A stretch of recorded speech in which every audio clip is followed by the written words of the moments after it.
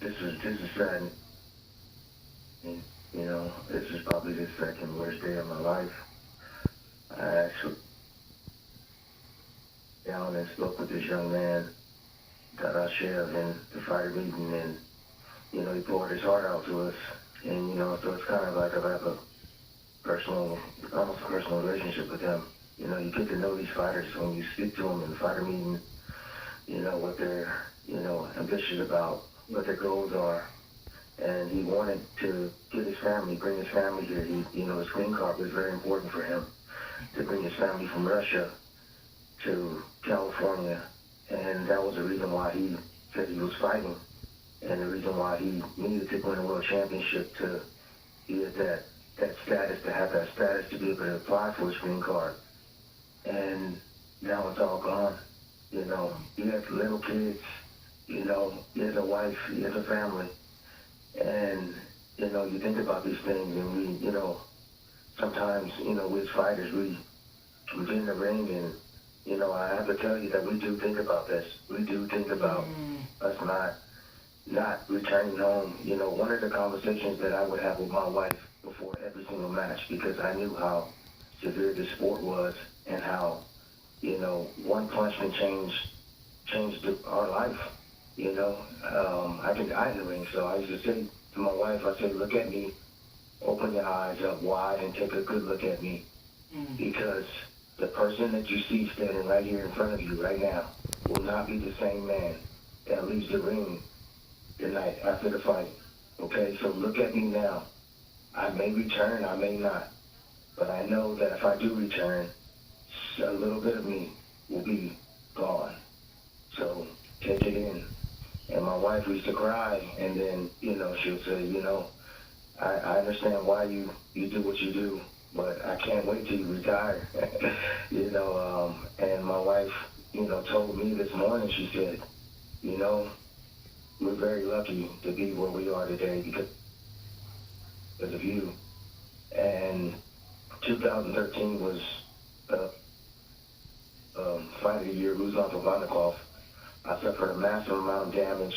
I was, very outspoken about, my symptoms and what I, went through, getting concussed in the first round and from Ruslan Pavanikov. I knew that I was damaged. I knew I was damaged in, the first round because my equilibrium was off the whole fight. I would drift left, I would drift right. My vision was a little off. After the fight, my speech was off. I did numerous tests. I went down to Pittsburgh to the concussion specialist down there, and they ran all kind of tests and took all kinds of, different type of exercises and things.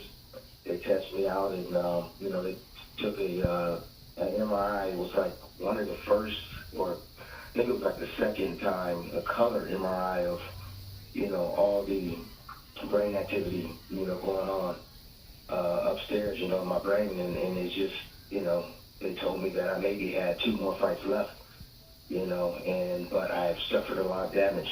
So, the sport is real. That's why, myself, Andre Ward and myself, we preach, hit and don't get hit. Try to learn the sweet science. Go ahead. You are talking about, obviously, what we already know. The sport is very brutal. You talk about Dadashev fighting for his green card. We know that his wife came from Russia to be by his side. At 28 years old, he has passed away as we were reporting.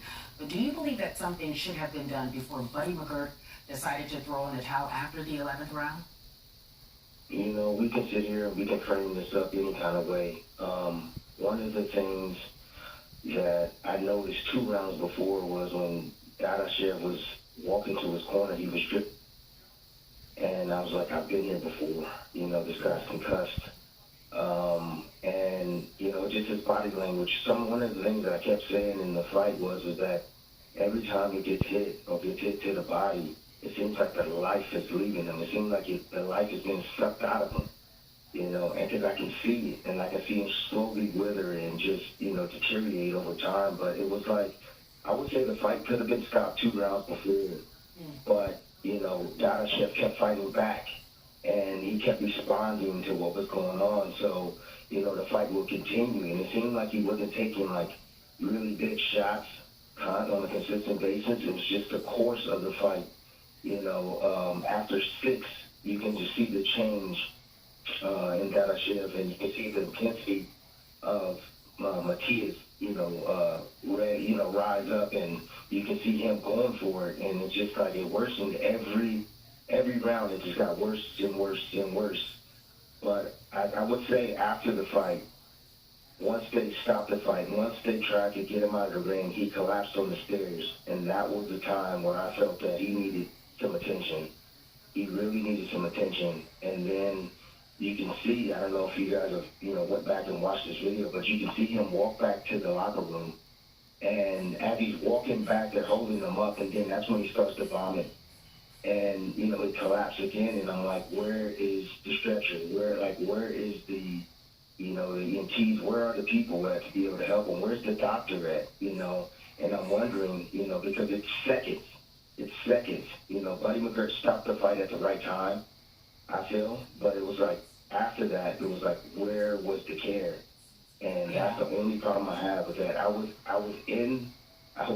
on set, and I'm screaming as I'm watching, what's going on, and I can see what's happening. And Max Kellerman knew, he's been around boxing so long, he knew what was going on already. Yeah. He knew about the vomiting, and he was saying, where is the paramedics? Where is the doctor? Where is everybody at?